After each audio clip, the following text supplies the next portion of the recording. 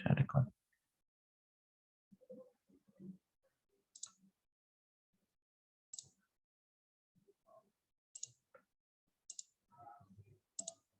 Oke ya. Oke, jadi kita di routing dinamis ya. Saya ulangi lagi. Kalau yang kemarin statis itu kita perlu tahu, Anda sebagai kalau melakukan konfigurasi perlu tahu keseluruhan topologi, gambaran dari keseluruhan topologi jaringannya ya. Sedangkan kalau yang dinamis ini nanti sebelum ke dinamis ya, kalau ada perubahan ya, kalau ada perubahan di satu router, Anda juga perlu nanti melihat router-router yang lain ya. Jadi disesuaikan ya, perubahan itu dilakukan secara manual ya. Kaitannya apa? Tetap nanti kaitannya dengan tabel routing kemarin ya. Jadi tabel routing diingat-ingat ya, tabel routing itu ya kita di hal umum itu kayak map, kayak petanya ya. Jadi kalau dari satu titik ke titik yang lain ya itu panduannya ya. Sedangkan kalau dinamis nanti biasanya kita cukup mengenalkan network kita ya, network yang terhubung langsung ya, network yang terhubung langsung. Jadi kayak misalkan kemarin DAC yang Anda setting IP ya, itu nanti juga disetting, terus kemudian nanti di routingnya ya kita kenalkan network kita. Nanti bagaimana cara menuju network tujuannya ya. Misalkan kita juga mau tes ping ya dari komputer A ke komputer B di network yang berbeda, nanti yang mikir itu routernya ya. Nanti yang mikir routernya gitu.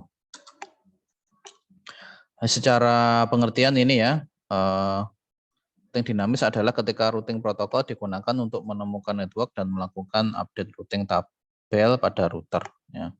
Sama juga di dinamis tetap patokannya adalah tabel routing nanti ya, tabel routing ya. Untuk apa? Berkomunikasi dengan tetangganya, patokannya juga gitu. Dia melihat tabel routing. Bedanya apa? Ya, bedanya apa? Nanti kalau ada perubahan ya, router-router itu akan mengupdate tabel routing tetangganya. Jadi pada waktu tertentu ya, sekian kurun waktu tertentu itu nanti dia akan mengupdate tabel routing tetangga-tetangganya. Kalau ada perubahan ya di router A ya, misalkan ada perubahan di router A, kemudian router B ya nanti mengupdate router A tersebut ya. Terus di sini kalau kita dinamis itu jadi melepaskan ya, ini ada catatan di sini melepaskan ya. Nah, ini melepaskan kewajiban mengisi entry-entry secara manual. Nah, jadi nanti yang melakukan adalah router A yang mikir ya. Di dinamis nanti terdapat beberapa pilihan ya protokol routing ya untuk mengatur router-router sehingga bisa saling berkomunikasi. Tujuannya sama ya, agar bisa saling berkomunikasi, menghubungkan jaringan yang berbeda ya. Terus dengan update tadi itu ya yang dilakukan dalam sekian waktu tertentu itu nanti ini router-router mengetahui ya keadaan jaringan yang terakhir dan mampu meneruskan ya ke arah yang benar. Jadi ngupdate tabel routing tetangganya, terus dia nanti nyari apa itu jalurnya, ya, nanti jalurnya kemana tujuannya kayak gitu. Nah, misalkan ini ada contoh ya, ini ada banyak router ya. Di sini menerapkan apa itu protokol yang berbeda. Ya, misalkan di sini yang tertulis di sini adalah BGP ya, Border Gateway Protocol ya. Nah, masing-masing router ini saling terhubung ya, saling terhubung ya. Kemudian nanti jikalau ya dia mau ke tempat tujuan, nanti dia yang mencari. Nah, biasanya ada metrik ya. Metrik itu perhitungan yang kalkulasi dia ya. Nanti ada banyak faktor ya, tergantung router protokolnya ya yang digunakan. Misalkan kayak RIP itu menggunakan hop count ya. Kalau kayak OSPF itu ada metrik yang dihitung ya menggunakan algoritma Dijkstra ya. Misalkan contoh ya, misalkan dari mana ya? Dari router RR2 ini ya. Misalkan dari router apa atau PC ya yang ada di bawah router 2 ini, misalkan GIAN ini ya. GIAN ini misalkan mau menuju ke atau jaringan GIAN ini, komputer yang ada di jaringan GIAN ini mau menuju komputer yang ada di jaringan SANET. Nah, maka tentunya nanti routernya akan saling berkomunikasi dengan router yang lain ya. Nah, di sini dia bisa saja ya menuju, ada banyak pilihan ya. Kita lihat dulu routernya di sini ya, yang terdekat ya dengan GIAN ini. Kemudian nanti dia bisa berkomunikasi dengan router yang lain ya, misalkan ke sini ya. Kemudian bukan ke sini ya mungkin ya, ke R40. Kemudian nanti turun ke jaringannya ini sampai menuju SANET. Atau mungkin juga pakai jalur yang lain ya, misalkan saya gambarkan ya tadi, misalkan dari sini ya, jadi ke sini ya, turun ke sini sampai ke SANET ya. Mungkin juga dia bisa pakai jalur yang lain, misalkan dari sini ya, terus pindah ke sini ya, ke sini. Ini bisa turun ke sini atau turun ke sini ya, baru ke SANET. Nah, contoh yang lain mungkin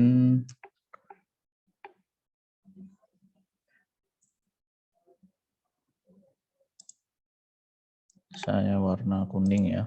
Jadi dari switch-nya ini ya, atau routernya ini, kemudian langsung lurus ke SANET. Nah, juga bisa. Nah, itu nanti pilihannya bagaimana ya, itu tergantung kalkulasinya ya. Tergantung protokol yang digunakan, routing dinamis yang apa, kemudian juga kalkulasinya seperti apa, hop count. Kalau menggunakan RIP biasanya itu dicari yang minimal ya, yang minimal, hop count-nya yang minimal. Tapi kalau mungkin pakai OSPF mungkin beda lagi ya. Dihitung metriknya, misalkan bandwidth-nya, misalkan round trip time-nya berapa, round trip cost-nya berapa kayak gitu ya. Ada pertanyaan mungkin sampai sini? Silahkan. Kalau ada yang ditanyakan monggo.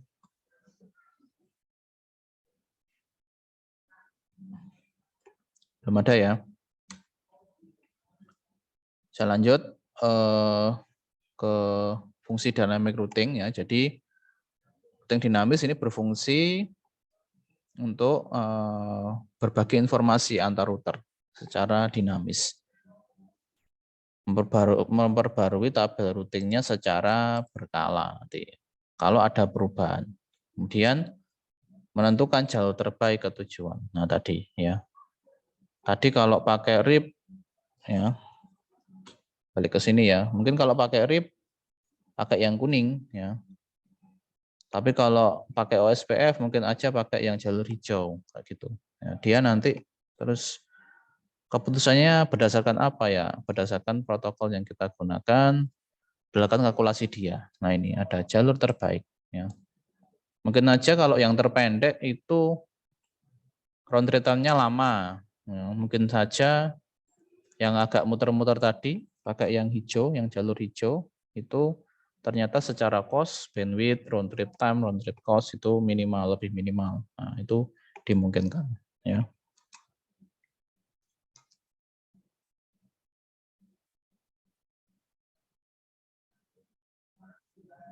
Nah ini ya tujuan dynamic routing ya, selain tadi ya menemukan remote network-nya juga ya.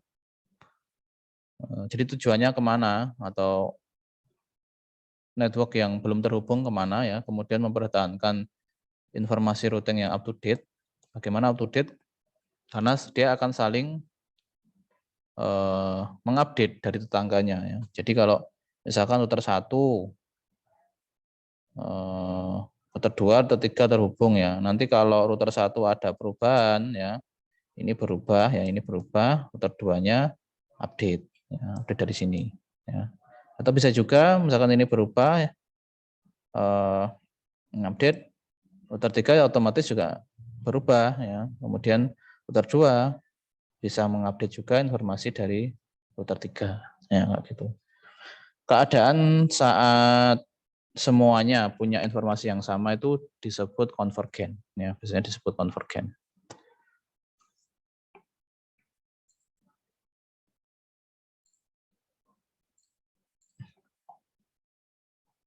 Terus ini ada tadi ya, selanjutnya memilih jalur terbaik ya, memilih jalur terbaik. Kemudian misalkan suatu saat sudah menemukan kondisi yang terbaik ya, kembali ke contoh ini tadi. Misalkan yang terbaik adalah yang hijau ya. Yang hijau. Ternyata ada perubahan atau mungkin ada problem di jalur hijau ya. Di lain waktu kalau misalkan mau berkomunikasi lagi, misalkan Gian sama Sanet tadi, jaringan Gian sama Sanet tadi, jalur hijaunya yang terbaik sebelumnya sudah tidak bisa digunakan, dia bisa memilih opsi yang lain, mencari jalur opsi yang lain, misalkan pakai yang merah atau yang kuning tadi, nah gitu. Ya.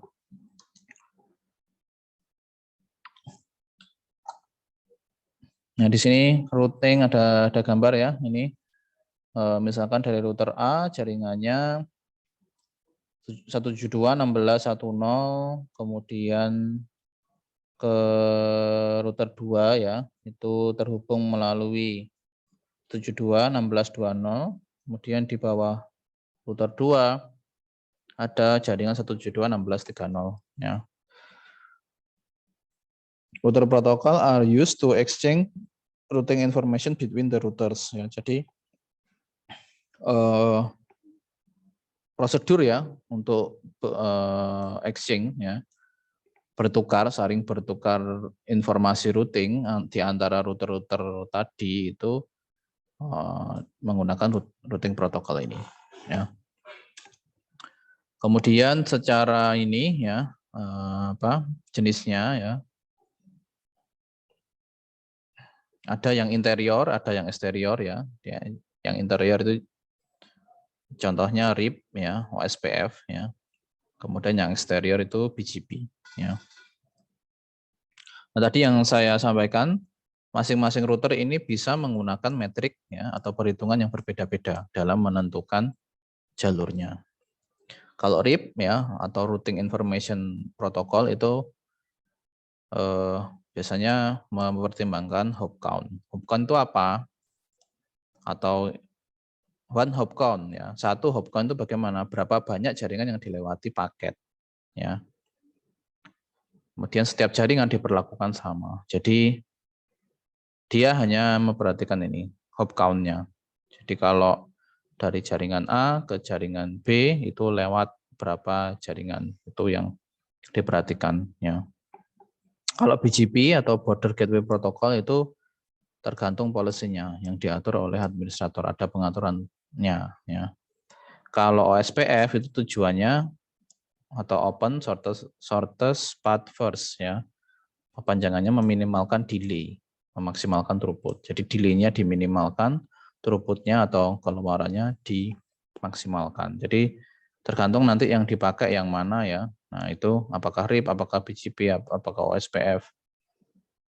Metriknya beda-beda, ya, perhitungannya beda-beda dalam menentukan jalurnya misalkan ya, dari tujuan ke akhir ya.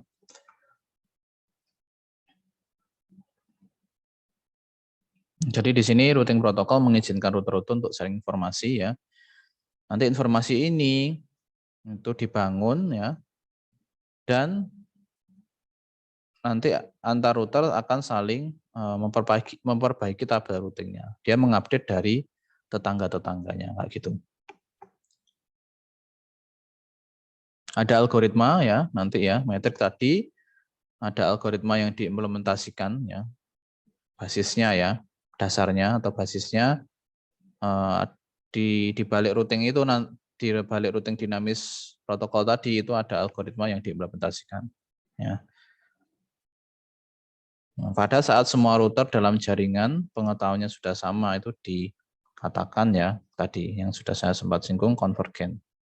Konvergen itu bagaimana ya, kalau misalkan informasi yang ada di router 1 itu sama dengan informasi yang ada di router 2 ya, sama dengan informasi yang ada di router 3. Semuanya sudah sama. Kondisi saat semua informasi network, internet networknya itu sudah sama ya.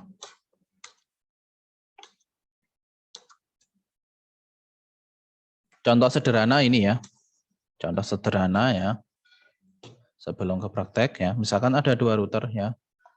Router A, router B ya. Terhubung melalui kabel serial router A, router B ya. Nah, di bawahnya router A itu ada fast Ethernet, di bawahnya router B juga ada fast Ethernet. Networknya ini ya 10 10 0 ya. Yang di fast Ethernet terhubungnya di serial 10 10 20 ya. Kemudian yang B terhubung ke 10 10 30 ya. Nah, pada kondisi awal routing tabel router A itu tadi ini ya, dia 10 sama 10 10 20. Nah, maka kondisi awalnya kayak gini. Di router B juga berbeda ya. Nah, kondisi awalnya dia terhubung ke 20 sama 30. Nah, ini. Nah, berarti di sini kan ada yang sama, ada yang berbeda ya. Yang sama yang mana? 20 ini ya. Yang berbeda yang mana? Di A ada 10 ya. Di B ada 30. Maka ini yang perlu diupdate nanti ya. Dia akan saat nanti sudah di saling mengupdate ya, saling mengupdate. Oh, ternyata yang sama 20. Yang berbeda A punya 10, tapi B tidak punya 10, sedangkan B punya 30, tapi tidak punya 10 ya. Maka yang dilakukan apa? Nanti dia akan mengupdate ya dari tetangganya. Yang 20 tadi sudah ya. Nggak perlu diupdate lagi. Sedangkan di sini yang A akan diupdate tadi 30 yang dari router B ya. Kemudian di sini ada hop-nya, hop count-nya 1. Nah, ini sudah pindah satu jaringan gitu. Demikian pula yang B ya. Dia punya 20 sama 30, belum punya 10, akan mengupdate yang 10 ini ya. Hop count-nya 1 ya. Itu termasuk di sini nanti tercatat ya gateway-nya ya kayak gitu. Nah, itu ya. Jadi itu yang sangat sederhana kayak gitu. Contoh yang sangat sederhana. Kalau routernya 3 bagaimana? Misalkan pertanyaannya router 3 bagaimana? Routernya 10 bagaimana? Routernya 100 bagaimana? Ya sama ya prinsipnya. Jadi misalkan di sini ada banyak router lagi ya. Ya sama aja ya. Dan di sini juga banyak lagi ya. Ya dia akan saling mengupdate dari tetangga-tetangganya ya. Nanti yang update terus ya, update terus. Misalkan ini belum ada ya diupdate. Misalkan di sini juga ada belum ada, di sini ada update, ini router AB, misalkan ada JD sama kayak gitu. Ya bertahap. Sampai suatu saat nanti semuanya berada dalam kondisi yang sama ya. Yang tadi namanya konvergen tadi. Oke. Ada pertanyaan mungkin sampai sini tentang konsep routing dinamis? Silahkan.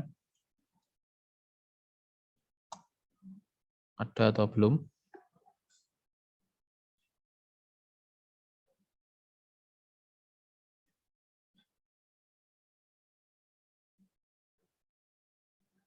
Halo? Belum ada, Pak. Belum ada ya. Saya lanjut lagi ya. Kemudian ada yang namanya istilahnya ya administrative distance atau AD. Apa itu AD ya? Routing information pada router memiliki tingkat kepercayaan ya atau trustworthiness yang berbeda-beda ya. AD itu terdiri dari apa? Sebuah nilai integer ya, atau dia berupa nilai integer antara 0 sampai 255, di mana angka 0 itu menunjukkan nilai tingkat kepercayaan yang paling tinggi. Sedangkan yang 255 itu tidak ada traffic ya. Nah, di sini sudah ada nilai default-nya ya. Kalau connected interface ya, misalkan kayak tadi, nah ini ya.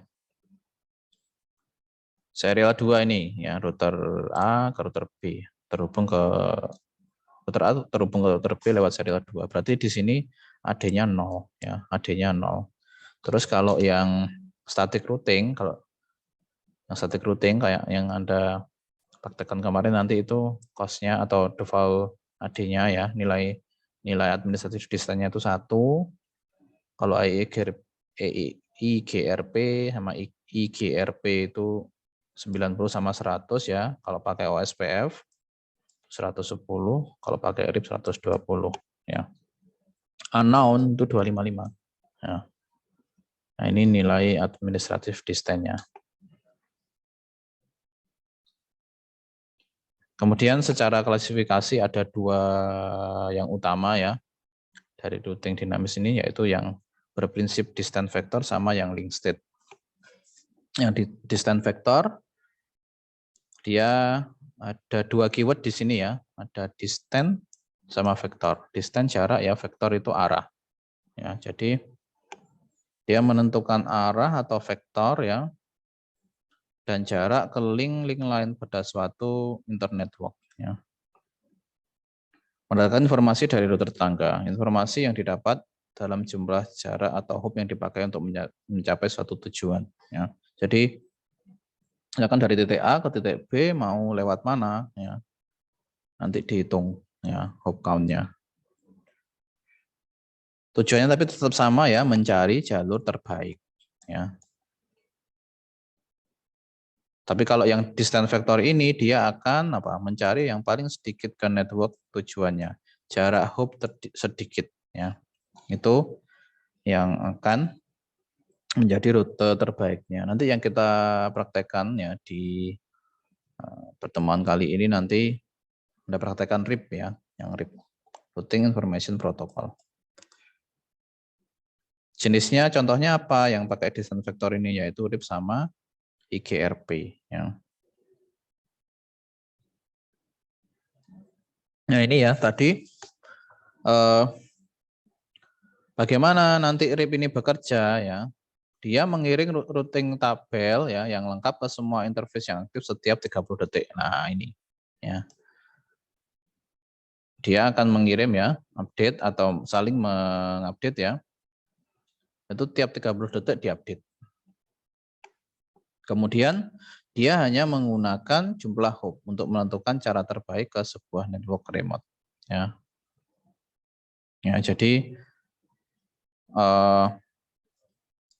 ada batasannya tapi ya, dalam menuju ke tujuannya dia menggunakan hop count ini secara default memiliki jumlah hop maksimum yaitu 15.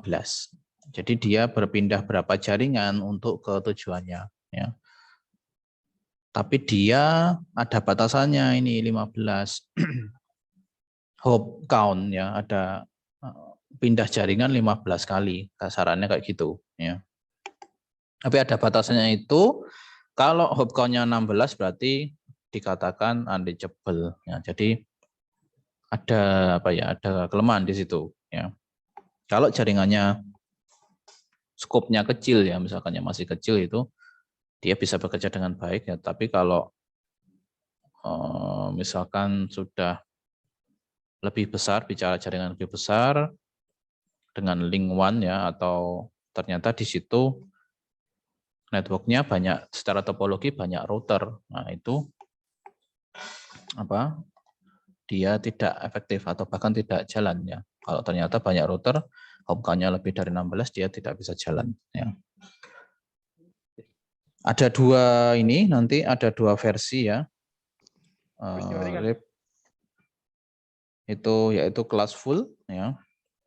Yang berarti semua alat di jaringan harus menggunakan subnet mask yang sama ya. Terus kalau yang versi 2 menyediakan sesuatu yang disebut prefix routing ya. Bisa mengirim informasi subnet mask bersama dengan update-update dari routingnya ya, atau disebut classless ya. Kalau yang versi 1 itu tidak mengirim subnet masknya, kalau yang versi 2 dikirim juga ya. Kemudian contoh yang lain itu adalah IGRP atau kepanjangannya Interior Gateway Routing Protocol, yaitu adalah algoritma atau routing protokol ya, jenis distance vector milik Cisco ya, atau istilahnya Cisco proprietary. Nah, artinya apa maksudnya? Ya, ini hanya bekerja di router-routernya milik Cisco ya. Jadi kalau mau implementasikan routing protokol ini dinamis, routing protokol dinamis ini ya harus di router Cisco ya, di router MikroTik tidak bisa. Tapi prinsipnya sama dengan RIP, yaitu dengan hop count tadi, ya, dengan hop count tadi. Tapi di sini hop count-nya 255, nilai default-nya 100 ya. Nah, di sini karena ini kan lebih luas ya. Tadi kalau yang RIP itu hanya dibatasi 15 hop count ya, kalau ini sampai 255 ya. Jadi kalau jaringannya WAN ya masih mungkin saja diimplementasikan ini. Ada juga yang IGRP ya. Enhance ya, artinya perbaikannya.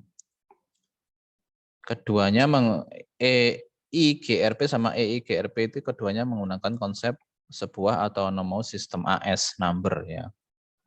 Untuk menggambarkan kumpulan dari router-router yang contiguous ya, berentetan sebelahnya. Jadi grup-grupnya gitu ya, grup-grupnya yang saling bersebelahan routernya, punya AS number. Kemudian EIGRP memasukkan subnet mask ke dalam tab update route tabelnya ya. Jadi kayak yang RIP versi 2 ini ya. Sama ya, dia mempunyai jumlah hop count maksimum 255. Tadi karena enhance ya, jadi ada perbaikannya mendukung IP, IPX ya, AppleTalk ya. Kemudian pencarian network tetangga yang dilakukan lebih efisien. Kemudian komunikasi melalui reliable transport protocol RTP ya, pemilihan jalur terbaik. Itu yang klasifikasi yang pertama ya, contohnya RIP, kemudian IGRP atau IGRP ya. Kemudian klasifikasi yang kedua itu link state ya. Nah, link state ini nanti bekerjanya kayak state kayak tahapan-tahapan ya. Jadi setiap contohnya nanti OSPF ya, routing protokolnya. Jadi kalau di sini bedanya apa? Kalau di sini setiap router nanti akan menciptakan 3 buah tabel terpisah ya. Nah, tabel ini nanti yang mencatat perubahan network-network yang terhubung secara langsung ya. Terus satu tabelnya itu sebagai yang menentukan topologi ya. Kemudian tabel yang lain itu sebagai routing tabelnya ya. Nah, nanti dia bekerjanya ya tetap berdasarkan metrik ya. Yang dicari apa? Misalkan kayak ini, interface-nya ya, bandwidth-nya sama round trip-nya. Ya, round trip-nya itu bolak-balik ya. Misalkan dari A titik A ke B itu round trip time-nya berapa, round trip cost-nya berapa, itu dicari informasinya. Nah, itu yang link state. Nanti dia, contohnya tadi OSPF ya, bekerja dengan sebuah algoritma Dijkstra. Ya. Karena dia open, kepanjangannya kan open, ini ya, open shortest path first ya. Nah, nanti dia urutannya atau tahapannya dia membuat kayak pohon jalur terpendek ya. Kemudian nanti diisi routing tabelnya ya. Dari jalur-jalur terbaik yang dihasilkan dari path-path-nya tadi ya. Nah, itu ya gambarannya ya. Kemudian jadi ada dua jenis besar ya, yaitu klasifikasinya yaitu yang menggunakan distance vector sama link state-nya. Yang kita praktekkan hari ini nanti yaitu adalah RIP ya, yang distance vector.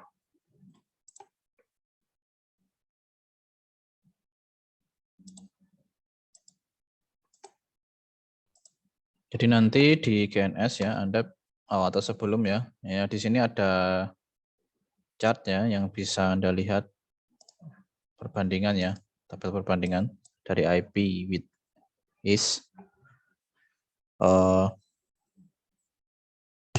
dari RIP ya V1 sama V2 ya. Tadi dia algoritmanya apa namanya ini Bellman-Ford ya. Kemudian dia prinsipnya klasifikasinya distance vector.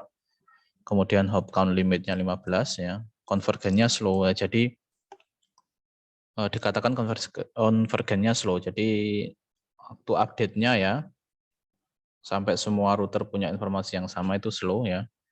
Administratif distance-nya tadi nilainya itu 120 ya. Dia bekerja komunikasinya menggunakan port UDP ya. Port 520 ya. Terus time update-nya tadi yang 30 second tadi. Terus kalau invalid itu atau dikatakan invalid itu 180 second ya. Atau hold down ya. Juga 180. Gitu. Perbedaannya V1 sama V2 Anda bisa lihat dari sumbernya ini ya. Gigs for gigs ya. Classful sama classless tadi. Yang satu tidak broadcast atau tidak menyampaikan informasi subnetnya, yang satu menyampaikan ya.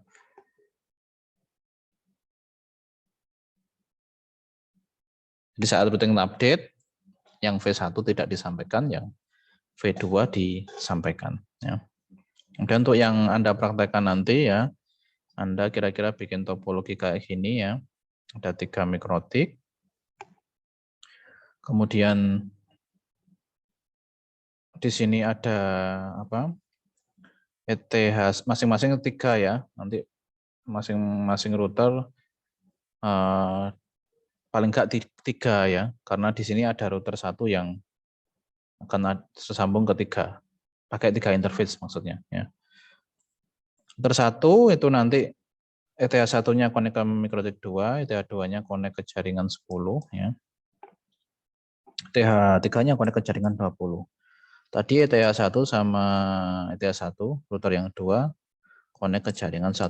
Kemudian nanti mikrotik 2 connect ke ETH 1 mikrotik 3 lewat jaringan 20 ya. Kemudian mikrotik 3 yang ETH 2-nya connect ke jaringan 30. Kemudian nanti Anda konfigurasi IP-nya ya. Anda bisa lewat terminal boleh, pakai Winbox boleh. Kalau pakai Winbox ya berarti Anda bisa tambahkan salah satu ya, switch ya, kemudian cloud ya. Tambahkan cloud-nya agar bisa Winbox. Atau kalau manual ya kayak di sini ya satu-satu ya. masuk manual satu-satu ke routernya. Terus ini nanti mohon untuk ditambahkan identitas ya. Ini contohnya kan R1, nanti tambahkan identitas Anda, nama, router 1 gitu ya. Nanti setelah dikonfigurasi IP-nya, ini konfigurasi IP, tahapan berikutnya adalah konfigurasi routingnya. Anda bisa melakukan sama ya, bisa manual, kalau manual saya contohkan di sini ya. Atau Anda bisa melakukannya lewat Winbox ya. Kalau Winbox ya berarti nanti masuk di routing, kemudian RIP ya, klik tanda plus. Terus sesuaikan interface-nya ya. Sesuaikan interface-nya nanti.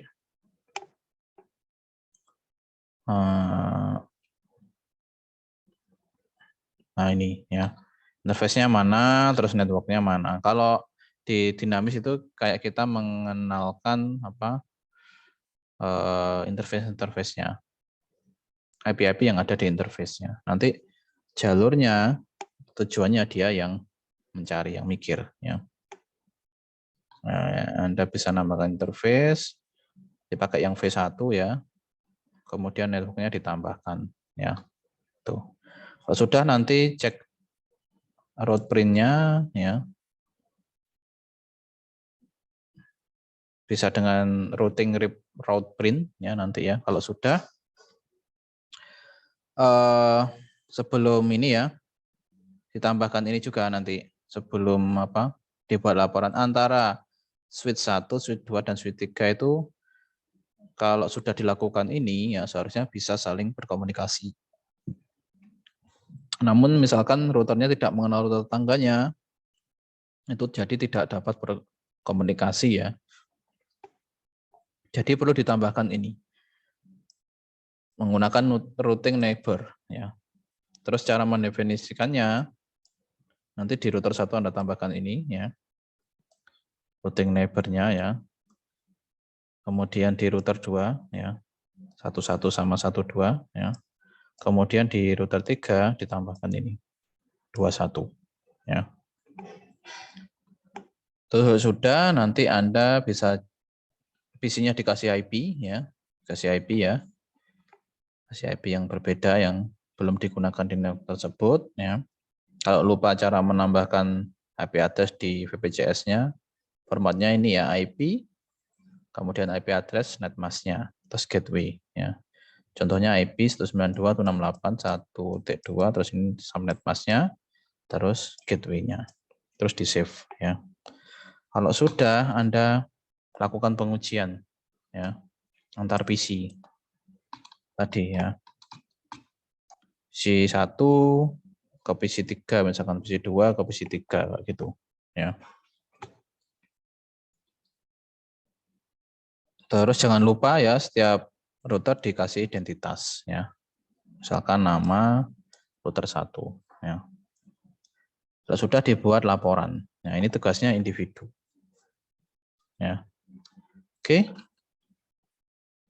Kira-kira itu yang bisa saya sampaikan ya di pertemuan kali ini.